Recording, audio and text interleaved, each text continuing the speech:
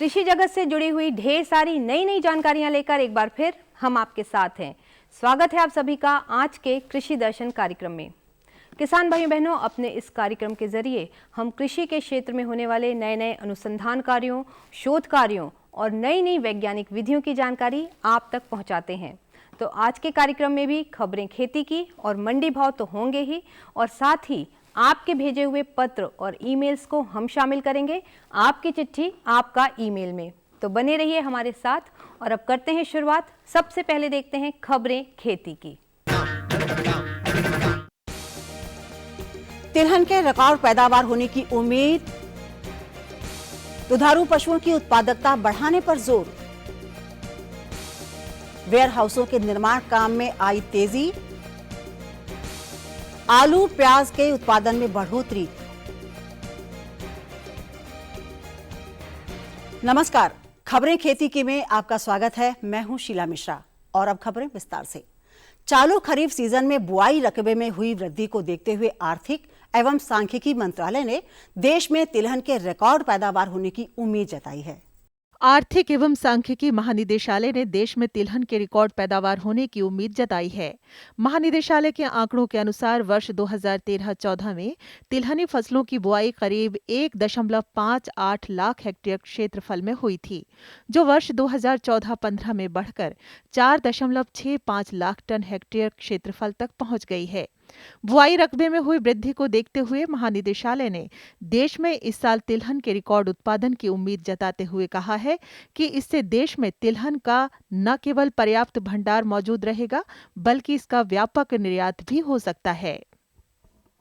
केंद्रीय कृषि मंत्री राधा मोहन सिंह ने विश्व में दुग्ध उत्पादन के मामले में भारत के पहले स्थान पर रहने के बावजूद दुधारू पशुओं की उत्पादकता बढ़ाने पर जोर दिया है।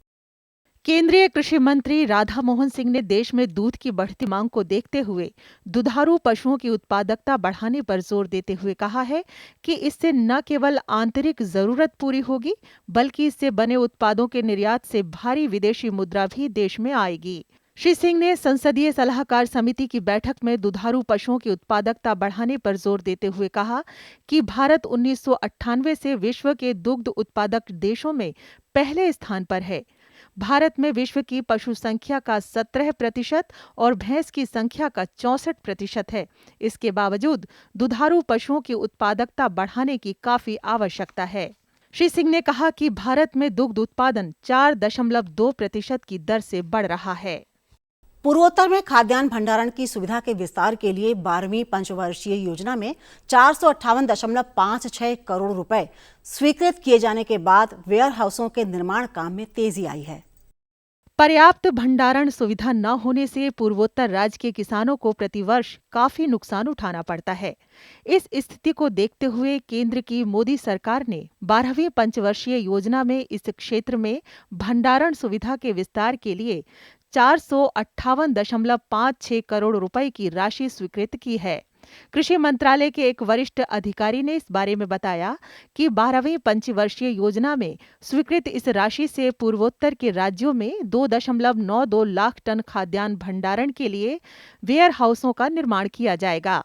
भंडारण के कार्य करने वाली भारतीय खाद्य निगम को ये राशि वर्ष 2016-17 तक इक्विटी के रूप में दी जाएगी। स्कीम के अंतर्गत 236.27 करोड़ रुपए की राशि वर्ष 2014-15 के दौरान खर्च हो रही है। देश में आलू और प्याज के उत्पादन में तेजी से बढ़ोतरी हो रही है, लेकिन सरकार का प्रयास है कि इन दोनों के उत्पादन के मामले में देश आत्मनिर्भरता प्राप्त कर ले, जिससे इसके आयात की जरूरत न पड़े। केंद्रीय खाद्य प्रसंस्करण उद्योग राज्य मंत्री डॉक्टर संजीव कुमार बालियान ने कहा कि देश में आलू और प्याज के उत्पादन में लगातार बढ़ोतरी हो रही है। उन्होंने इस बारे में कहा कि वर्ष 2011-12 में आलू उत्पादन 94.21 लाख टन हुआ था, जो वर्ष 2012-13 में बढ़कर 100.17 लाख टन और वर्ष 2013-14 में बढ़कर 120.12 लाख टन तक पहुंच गया है। इसी तरह वर्ष 2011-12 में प्याज उत्पादन 92.01 लाख टन हुआ था, जो वर्ष 2012-13 में बढ़कर 95.19 लाख टन और वर्ष 2013-14 में बढ़कर 111.27 लाख टन तक पहुंच गया है। श्री बालियान ने कहा कि इस साल आलू के बढ़ते दामों को देखते हुए आलू के बुआई रकबे में और अधिक वृद्धि होने की उम्मीद है। मौसम में अब ठंडक ने दस्तक दे दी है। ऐसे में फसलों की समुचित देखभाल करना जरूरी है। तो आइए लेते हैं मौसम की जानकारी। मौसम विज्ञान विभाग के अनुसार पश्चिमी हिमालय क्षेत्रों में बरसात होने के साथ साथ बर्फबारी होने की संभावना है। कोंकण और गोवा के इलाकों में गरज के साथ बरसात होने की उम्मीद है। इसी तरह अंडमान और निकोबार प्रायद्वीप के इलाकों, मध्य प्रदेश, दक्षिणी गुजरात के क्षेत्रों में बरसात होने की उम्मीद है। उत्तर प्रदेश, दिल्ली, हरियाणा, पंजाब, राजस्थान के इलाकों में मौसम सामान्य रहने की उम्मीद है। देश के अन्य हिस्सों में भी मौसम सामान्य रहेगा। मौसम के मिजाज को देखते हुए किसान भाइयों को सलाह दी जाती है कि ये समय ब्रोकली, पछेती फूल गोभी तथा बंद गोभी की पौधशाला तैयार करने के लिए उपयुक्त है। पौधशाला भूमि से उठी हुई क्यारियों पर ही बनाएं। जिन किसान भाइयों की पौधशाला तैयार है, वो मौसम को ध्यान में रखते हुए पौध की रोपाई ऊंची मेड़ों पर करें। और अब कमोडिटी और बाजार से जुड़ी कुछ रोचक जानकारी। मैथा तेल के वायदा और हाजिर भावों में सुस्ती का रुख आगे भी जारी रहेगा। मंडियों में मैथा तेल कीमतों में तेजी आने की संभावना है। खेती की खबरों में आज इतना ही। कृषि दर्शन कार्यक्रम में और अधिक रोचक तथा ज्ञानवर्धक जानकारियों के लिए देखते रहिए कृषि दर्शन। ये लो और बताओ। बस। अरे ये क्या भैया जी, बस इतनी सी रासायनिक खाद? किसानी छोड़ रहे हो क्या? किसानी नहीं, नादानी छोड़ रहे हैं। मिट्टी की जांच कराई है। अब तो लालाजी जितनी जरूरत है उतने ही उर्वरक खेत में डालेंगे। हाँ, किसान भाई आज ही अपने जिले की नजदीकी भूमि परीक्षण प्रयोगशाला में मिट्टी की जांच जरूर करवाएं और मिट्टी में पोषक तत्व, नमी व पौधे के विकास को देखते हुए केवल जरूरत के अनुसार ही पोषक तत्व डालें। और हाँ, मिट्टी में गंधक, जस्ता, बोरोन जैसे सूक्ष्म पोषक तत्वों का पता लगाना भी न भूलें। उर्वरक और जैविक खाद के सही उपयोग से भूमि का उपजाऊपन बनाए रखें, उत्पादकता बढ़ाएं, खर्चा घटाएं और बहुमूल्य विदेशी मुद्रा बचाने में भी सहयोग दें। और हाँ, धीमी गति से नाइट्रोजन उपलब्ध कराने वाले उर्वरकों जैसे नीम लेपित यूरिया को प्राथमिकता दें और यूरिया का पत्तों पर छिड़काव करें। अरे वाह, तू तो सचमुच समझदार हो गया रे। अधिक जानकारी के लिए संपर्क करें जिला कृषि अधिकारी या किसान कॉल सेंटर। कृषक हमारे देश का आधार हैं और कृषि हमारा मुख्य व्यवसाय।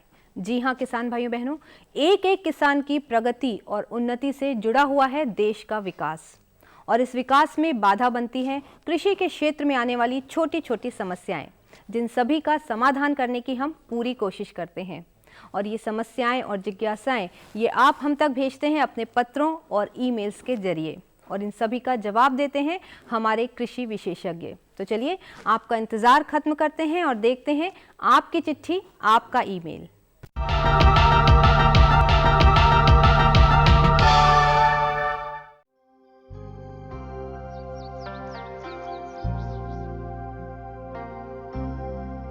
किसान भाइयों, चिट्ठी पत्री के इस कार्यक्रम में आप सभी का स्वागत है।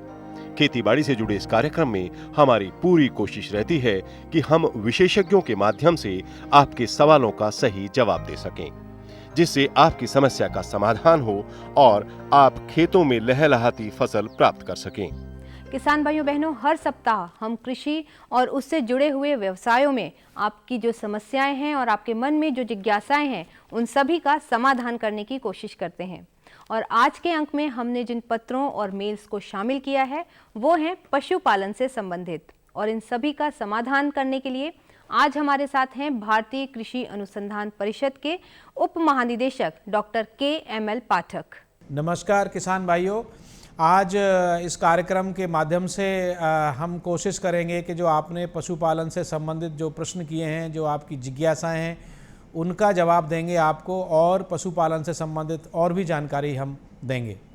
और डॉक्टर साहब, ये पत्रों का सिलसिला हम शुरू करते हैं। ये जो पहला पत्र है, इसे लिखा है राजस्थान के बीकानेर जिले से सुरेंद्र सिंह राठौर ने, और ये सांड पालना चाहते हैं और ये जानना चाहते हैं कि सांड की अच्छी नस्ल कौन कौन सी है, इसकी पहचान क्या है और साथ ही इसे कहाँ से ये प्राप्त कर सकते हैं। राठौर जी, सबसे पहले तो मैं आपको बधाई दूंगा इस बात की कि आप देसी नस्ल का सांड रखना चाहते हैं। राजस्थान, जहां से आपने ये पत्र लिखा है, देसी नस्ल की गायों के लिए जो है जाना जाता है। थारपारकर जो नस्ल की गाय है वो राजस्थान में ही पाई जाती है। विशेष रूप से जो हमारे जो बॉर्डर डिस्ट्रिक्ट्स हैं जैसे जैसलमेर है, तो आप जो है अगर आप ये रखना चाहते हैं तो आप वहाँ से जैसलमेर के आसपास की जो गांव हैं वहाँ पर आपको अच्छे पशु मिलेंगे। छोटा बच्चे से पालना शुरू करिए। और ये जो दूसरी आपने जो राठी नस्ल के बारे में जानकारी चाहिए है, वो भी जो है वो उसी क्षेत्र में, बीकानेर तो आप खुद ही नौखा से रहने वाले हैं, तो आपका जो क्षेत्र है ये राठी नस्ल की गायों के लिए जाना जाता है। थारपारकर जो है, जो गाय होती है वो सफ़ेद रंग की होती है। हालांकि अगर आप जाड़ों में देखोगे तो इसका रंग थोड़ा सा ब्लूइश हो जाता है। और जो राठी है वो कई रंगों में मिलती है, लाल भी होती है, उसके चकत्ते भी मिलते हैं, कुछ ब्लैक कलर की भी होती है। तो आप दोनों ही जो है इन क्षेत्रों में, आप साथ ही साथ मैं आपको सलाह दूंगा कि आप जहां नौखा से आप पत्र लिख रहे हैं तो बीकानेर में हमारा एक कृषि विज्ञान केंद्र है। आप कृषि विज्ञान केंद्र जाइए, उनसे बात करिए, वो भी आपको इस तरह के पशु दिलवाने में आपकी मदद करेंगे। मुझे उम्मीद है आपके प्रश्न का उत्तर मिल गया होगा। मध्य प्रदेश के खंडवा निवासी जगन्नाथ पटेल जानना चाहते हैं कि ठंड के समय में पशुओं में कौन कौन सी बीमारियां हो सकती हैं और इससे समाधान हम ये कैसे ले सकते हैं और या फिर इसका इलाज क्या है। और साथ ही ये भी जानना चाहते हैं कि पशुओं की नस्ल सुधारने के लिए क्या करना चाहिए। तो जगन्नाथ पटेल जी, आपके सवाल का जवाब जानने के लिए आइए चलते हैं डॉक्टर KML पाठक जी के पास। ठंड आ रही है, आपको मालूम है कि अब मौसम बदल रहा है धीरे धीरे। दिवाली के बाद तो आप जानते हो कि ठंड आ जाती है। तो धीरे धीरे ठंड में जिस तरह से हम खुद जो है ठंड से जो है अपने को बचाव करते हैं, तो मैं आपके माध्यम से सभी पशुपालकों को ये सलाह देना चाहूँगा कि ठंड में विशेष रूप से जो छोटे बच्चे होते हैं, जो चाहे गाय के हों, चाहे भैंस के हों, चाहे बकरी के हों, चाहे भेड़ के हों, चाहे मुर्गी के हों, तो ठंड में ये ज़्यादा प्रभावित होते हैं। तो आपको 2-3 चीज़ों का ध्यान रखना है कि एक तो जहाँ आप इनको जानवरों को रखे हुए हो वहाँ पर सीधी जो है शीतलहर, जब शीतलहर चलेगी, क्योंकि अभी से आपको सावधानी करी तो ठंडी हवा सीधे उन पर न जाए। बच्चे भीगे नहीं ठंड में, जो है ठंड में आप जानते हो कि निमोनिया हो जाता है, ठंड में बुखार हो जाता है। तो एक तो ये रखें। दूसरी बात आपको ध्यान रखनी है कि नीचे जो है जहाँ जानवर बैठता है वहाँ गीला नहीं होना चाहिए। सफाई का ज़रूर ध्यान रखें।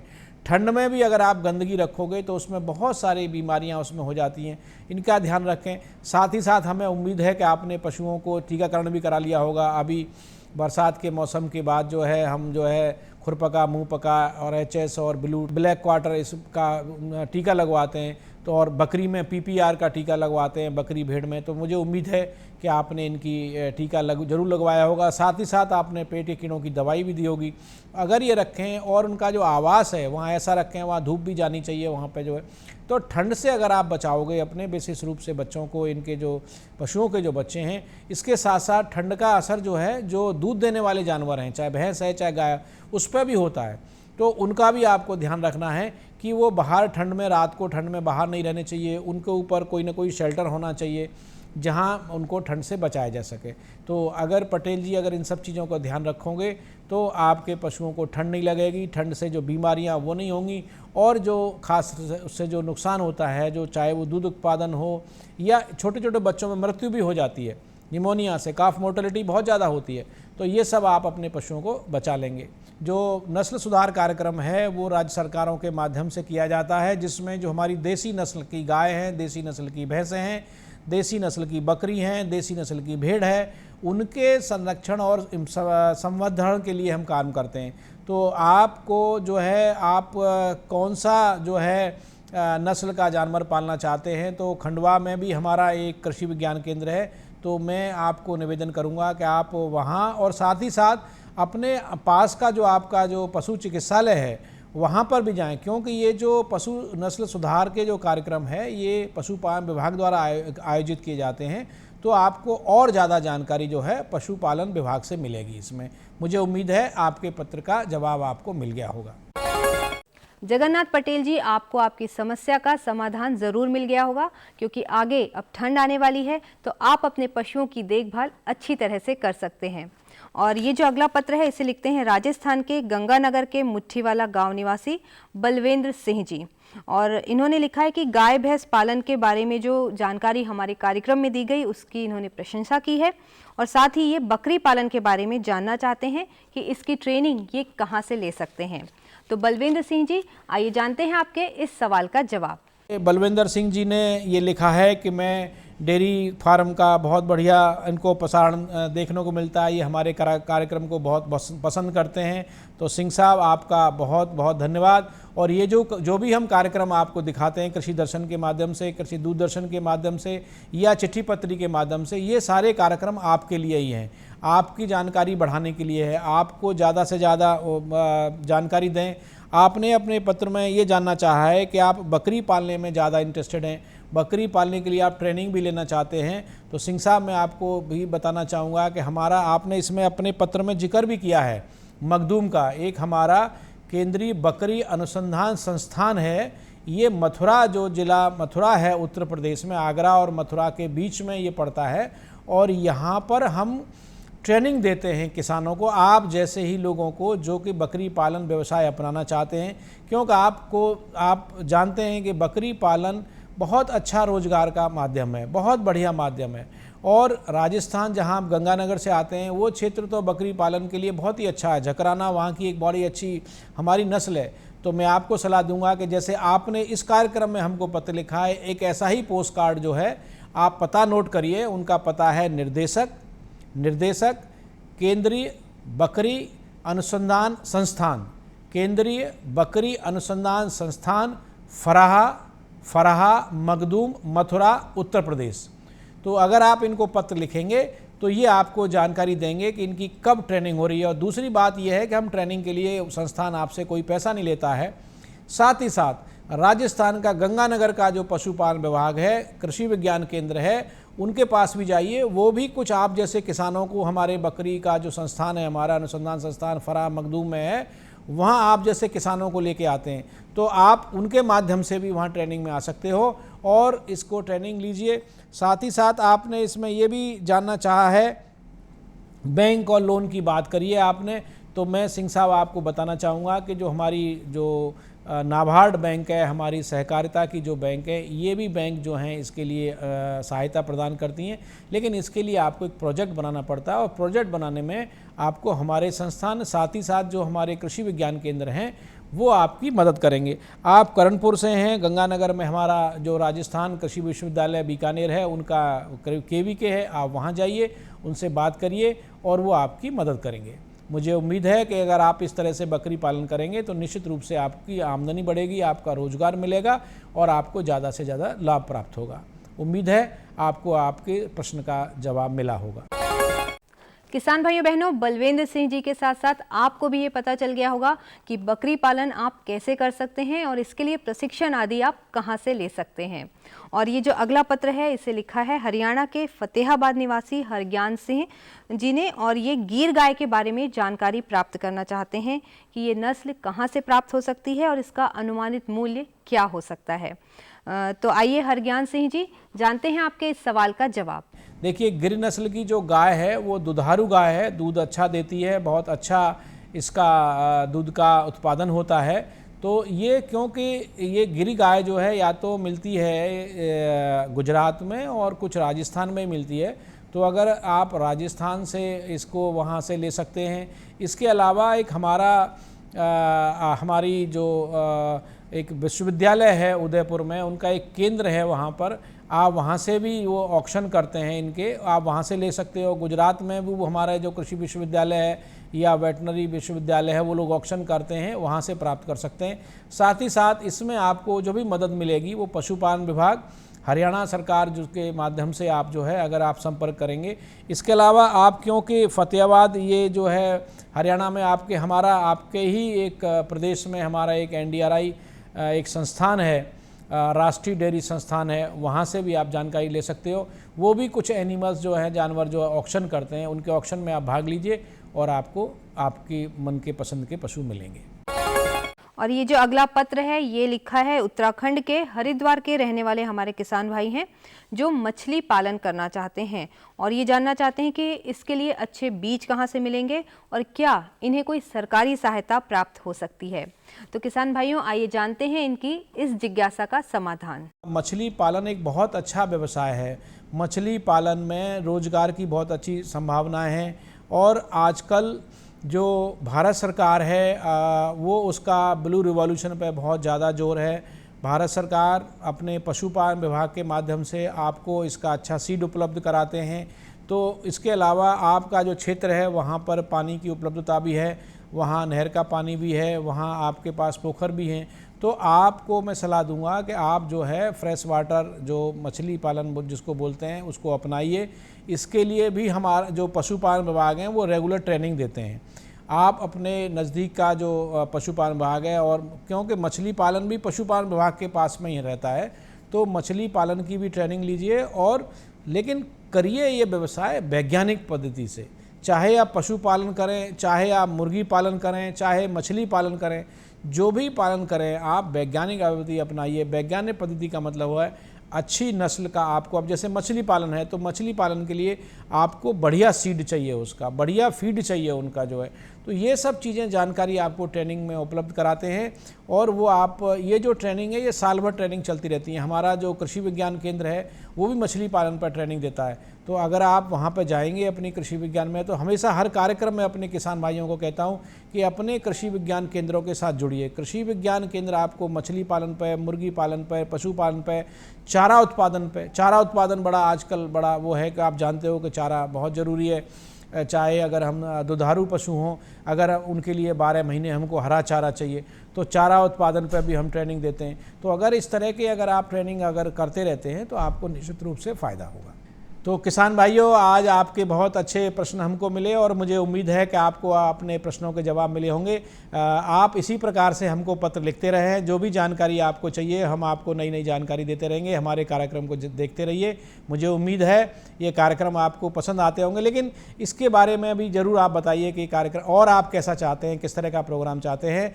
किसान भाइयों, इन्हीं शब्दों के साथ आपका बहुत बहुत धन्यवाद। नमस्कार। किसान भाई बहनों, आज के इस अंक में पशुपालन से जुड़ी हुई समस्याओं और जिज्ञासाओं के हमारे डॉक्टर साहब ने बहुत ही अच्छे से और विस्तार से जवाब दिए। हमें उम्मीद है कि आप इन सभी का लाभ ज़रूर उठाएंगे और हमें पत्र ज़रूर लिखेंगे। अगले कार्यक्रम में कुछ और नई समस्याओं और नई जिज्ञासाओं के साथ आपसे फिर मुलाकात होगी। किसान भाइयों, चिट्ठी पत्री का हमारा ये कार्यक्रम आपकी समस्याओं के समाधान के लिए है। हमें आपके पत्रों का इंतजार रहता है, जिससे हम आपकी परेशानियों को दूर कर उन्नत खेती की ओर ले जा सकें। इस कार्यक्रम को हमने सोशल मीडिया और इंटरनेट से भी जोड़ा है, जिनसे जुड़कर आप बेहतर जानकारी प्राप्त कर सकते हैं। हमारा ये कार्यक्रम आपको कैसा लगा, इसकी जानकारी हमें अवश्य दें। साथ ही इसे और अधिक रोचक कैसे बनाया जा सकता है, इसके लिए सुझाव भी दें।